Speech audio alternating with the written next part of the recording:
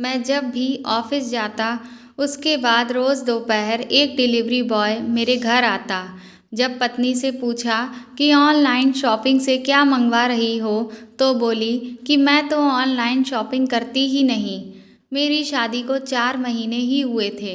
अब मुझे शक हुआ तो एक दोपहर मैं जल्दी घर पहुंच गया और जैसे ही दरवाज़ा खुला, अंदर का नज़ारा देख मेरा तो पारा ही चढ़ गया, क्योंकि अंदर मेरी पत्नी उस डिलीवरी बॉय के साथ। मेरा नाम विकास है।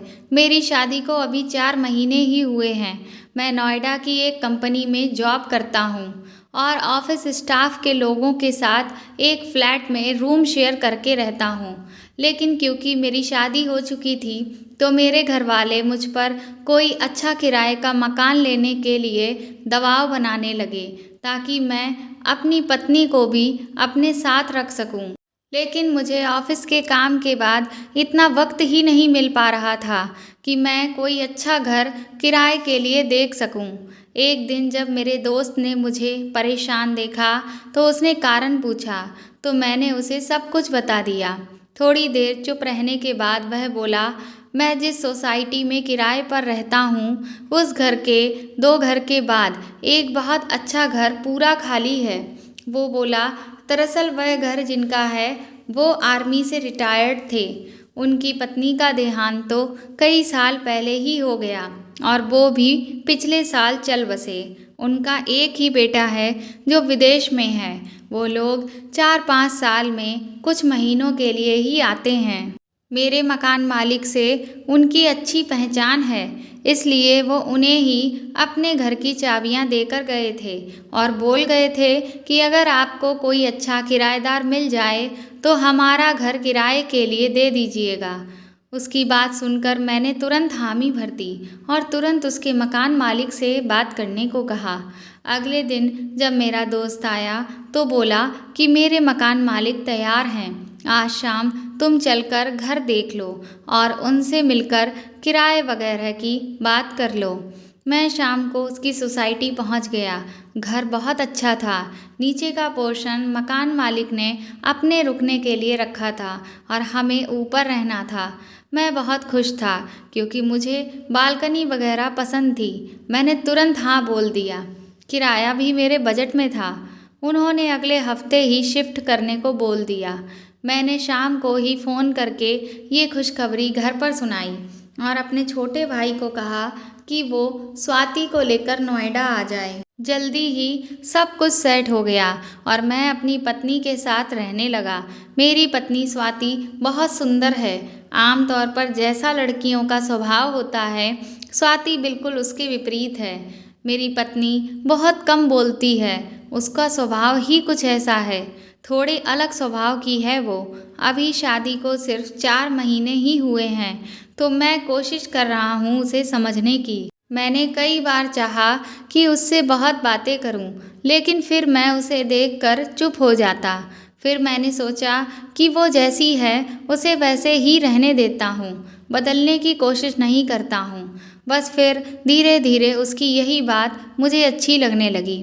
कभी कभी जब मैं ऑफिस से समय पर नहीं आ पाता, तब भी बस वो सिर्फ यही पूछती है, आज लेट हो गए। मेरे ऑफिस के काम और बाकी बातों के बारे में वो कभी भी मुझसे कुछ नहीं पूछती थी। पूछने पर वो कहती थी कि मैं ऐसी ही हूँ, मुझसे ज़्यादा बातें होती नहीं हैं। मेरी पत्नी के साथ मैं बहुत खुश था। हमारी ज़िंदगी अच्छे से चल रही थी। लेकिन फिर कुछ ऐसा हुआ कि जिसने मेरी ज़िंदगी में हलचल मचा दी। आस पड़ोस में रहने वाले लोगों को उनके घर से ज़्यादा पड़ोसी के घर में क्या हो रहा है, इसकी चिंता ज़्यादा रहती है। क्योंकि मेरी पत्नी इतना ज़्यादा बात नहीं करती, इस कारण वो पड़ोस के लोगों से ज़्यादा दोस्ती या मेल मिलाप नहीं बना पाती है। मेरे दोस्त ने अब दूसरी कंपनी ज्वाइन कर ली। वो भी वहाँ अपनी पत्नी के साथ रहता है। एक दिन सुबह जब मैं ऑफिस में जा रहा था, तब उसने मुझे रोक कर कहा, और विकास, क्या हाल है? थोड़ी बहुत बात करने के बाद वो बोला कि आजकल तेरे घर बहुत सामान आ रहा है, रोज़ एक डिलीवरी बॉय आता है। उस समय मैंने उसकी बात पर ज़्यादा ध्यान नहीं दिया। मैंने कहा कि कुछ मंगवाया होगा स्वाति ने, बाहर जाना उसे पसंद नहीं था, तो शायद वो घर पर ही घर की चीज़ें मंगवाती होगी। मैं ऑफिस चला गया और उस बात को जैसे मैं भूल ही गया। घर वापस आकर मैं स्वाति से इसके बारे में बात करना भी भूल गया। सच कहूँ तो उस समय मुझे लगा कि इसके बारे में क्या पूछना, लेकिन जैसा कि मैंने कहा, आपके घर में क्या हो रहा है यह आपसे ज़्यादा पड़ोसियों को पता होता है। मेरा वो दोस्त मुझे 3 दिन बाद फिर रोककर यही बात करता है। इस बार उसका तरीका पहले से कुछ ज़्यादा ही अलग था। उसने मुझसे कहा, विकास, वो डिलीवरी बॉय पहचान का है क्या, रोज़ दोपहर आता है। इस बार मुझे थोड़ा सा एहसास हुआ कि आखिर वो कहना क्या चाह रहा है। जब मैं ऑफिस में काम कर रहा था तो भी मैं उसी बारे में सोच रहा था। आम तौर पर मैं अपनी पत्नी को ऑफिस से तब ही कॉल करता हूँ जब मैं लेट होने वाला होता हूँ, लेकिन उस दिन मैंने उसे फ़ोन किया, वो भी दोपहर के समय। मेरे 2 बार फ़ोन करने के बाद भी मेरी पत्नी ने फ़ोन नहीं उठाया। मैं अपने काम में लग गया, लेकिन मेरे मन में अब कई विचार उठने लगे। मैं अपना काम करने लगा। करीब 2 घंटे बाद मेरी पत्नी का फ़ोन आया। वो बोली कि फ़ोन कहीं रखा हुआ था, पता ही नहीं चला कि आपका फ़ोन आया है। उसने पूछा कि क्यों फ़ोन किया था। मैंने कहा, कुछ नहीं, आकर ही बात करता हूँ। शाम को मैं घर गया।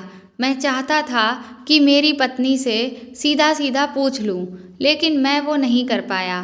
मैंने उससे पूछा कि कुछ शॉपिंग कर रही हो क्या ऑनलाइन। उसने कहा नहीं। मैं आगे कुछ पूछता, लेकिन वो उठकर वहाँ से किचन में चली गई। शादी को अभी 4 महीने ही हुए हैं। मैं मेरी पत्नी को समझने की कोशिश कर ही रहा था कि यह एक अलग ही बात मेरे जहन में अपना घर बनाने लगी। अब मुझे मेरी पत्नी के स्वभाव पर भी शक होने लगा। मुझे लगने लगा कि कहीं उसका कम बोलना इसलिए तो नहीं कि वो मुझे पसंद नहीं करती। शादी अरेंज मैरिज थी।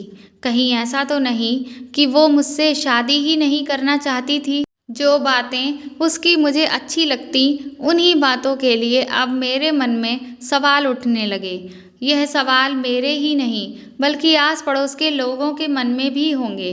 मेरा अब ऑफिस के काम में मन नहीं लग रहा था। मैंने सोचा ही नहीं था कि मुझे ऐसा कुछ करना पड़ेगा। मैंने फैसला किया कि मैं ऑफिस से जल्दी घर जाऊंगा। उस दिन मैं मेरी पत्नी को बिना बताए ऑफिस से दोपहर को निकल गया। मैं सीढ़ियों से ऊपर की ओर जा रहा था और सोच रहा था कि जो मैं सोच रहा हूँ ऐसा कुछ भी ना हो। मैं दरवाजे पर पहुँचने वाला ही था कि तभी मेरे घर से एक लड़का, जो कि डिलीवरी बॉय ही था, निकला और सीढ़ियों से नीचे जाने लगा। लड़का करीब 20 साल का होगा। अब मैं वहीं सीढ़ियों पर सोच में पड़ गया। बाकी की थोड़ी सी सीढ़ियाँ मुझसे चढ़ी ही नहीं जा रही थीं। अब मैंने सोचा कि आज हाँ या ना में नहीं, आज पूरी बात होगी। मैं अपने घर के दरवाजे पर पहुंचा और बेल बजाई। दरवाज़ा खुला, लेकिन स्वाति फ़ोन पर अपने घर बात कर रही थी। मैं कुछ कह ना सका। फ़ोन रखने के बाद स्वाति ने पूछा कि आपकी तबीयत खराब है क्या, तो मैं हाँ कहकर कमरे में जाकर सो गया। मुझे अब समझ ही नहीं आ रहा था कि मुझे ऐसा कुछ कहना भी चाहिए या नहीं। शाम को मैं खाना खाकर जल्दी सो गया। अगले दिन जैसे ही दोपहर हुई, मेरी बेचैनी बढ़ने लगी। मुझसे काम हो ही नहीं पा रहा था। मैं दोबारा अपने ऑफिस से निकल गया। मैं जैसे ही घर के दरवाजे पर पहुंचा, अंदर से हंसने की आवाज़ें आ रही थीं। अब तो मेरा पारा ये सोच के बढ़ गया कि मेरी पीठ के पीछे गुल खिलाए जा रहे हैं। मैंने ज़ोर ज़ोर से बेल बजाई। जैसे ही दरवाज़ा खुला, अंदर का नज़ारा देख मेरे होश उड़ गए, क्योंकि अंदर वही लड़का बैठा था।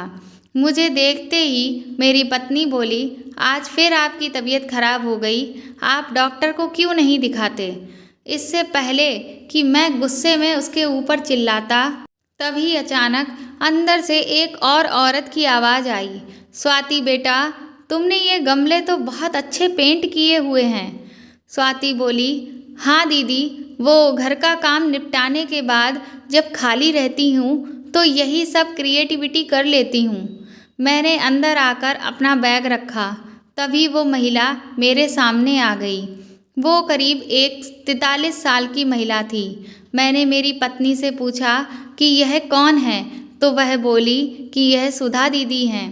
इतना कहकर वो तो रुक गई, लेकिन फिर सुधा दीदी ने मुझे कुछ बताया। वो बोली कि मैं स्वाति के घर के पास में रहती हूँ। स्वाति मेरी शादी में छोटी सी थी, लेकिन इतने सालों बाद भी इसने मुझे पहचान लिया और मेरी मदद की। मेरी पत्नी ने उन्हें रोकना चाहा, लेकिन वो नहीं मानी। उन्होंने कहा कि स्वाति मुझे एक दिन अचानक ही मिल गई थी। मेरा हाल उसे मैंने बताया कि मेरे पति के जाने के बाद हमारी आर्थिक हालत ठीक नहीं है।